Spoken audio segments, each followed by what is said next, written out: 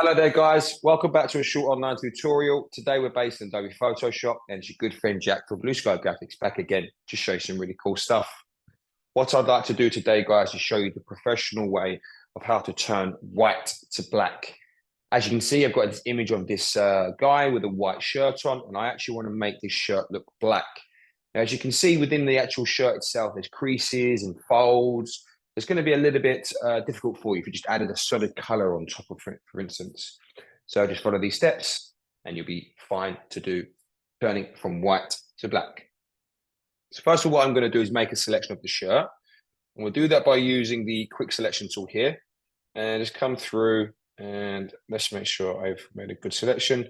Just need to remove the selection from down that corner there. Like so. Let's add a little bit more to it. There we are. And I'm just going to use the lasso tool here. Make sure I'm adding to the selection. And let's just add to the selection there. Obviously, guys, make sure that you've got a steady hand for this. There we go. May even actually use the magnetic lasso tool. And just come through here. Yeah, I thought that wouldn't really work, to be honest. Let's use the lasso tool here quickly again. And just add to this selection here. So, yeah, pretty happy. Okay. Now what we need to do is add a curves adjustment layer. So we're going to come to our curves adjustment layer here. And make sure you clip it to the layer below. And what I need to do now is bring this all the way down here. And as you can see, we're turning it into black there. And come to the middle of the line. If you just bring another point and just bring it down like so. Okay.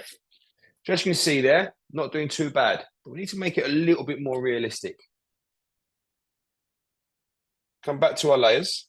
And what I'm going to now do is add another curve adjustment layer. What we're going to do is we're going to turn these two layers into a group. So let's press, actually what I need to do as well is make sure that I'm using a clipping mask on that layer as well, to be fair. Let's select both of these. Let's turn these into a group. So the keyboard shortcuts to do that for Mac users is Command G. For Windows users, that's Control G. And then what I'm going to do is take that layer mask and put it onto the actual group itself.